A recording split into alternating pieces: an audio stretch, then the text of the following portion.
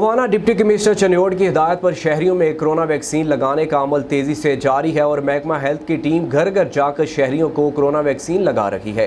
Team की नुमाइंदगी doctor Ahmad Naeem कर रहे हैं। इस मौका पर डॉक्टर अहमद नईम का कहना था कि जिले हुकूमत की हिदायत पर उनकी टीम जहां पर पहुंची है, कोरोना की चौथी लहर के फैलने का खतरा बढ़ गया है और वैक्सीन ना लगवाने वाले शहरियों को सरकारी महकमों और इदारों में सर्विसेज फराम नहीं की जाएंगी। शहरियों से गुजारिश है कि वो जल्द अज जल्द कोरोना वैक्सीन लगवाएं ताकि एक तरफ कोरोना वायरस से महफूज रह सकें और दूसरा सरकारी महकमों और इदारों में बिला ताखीर सर्विसेज हासिल कर सकें।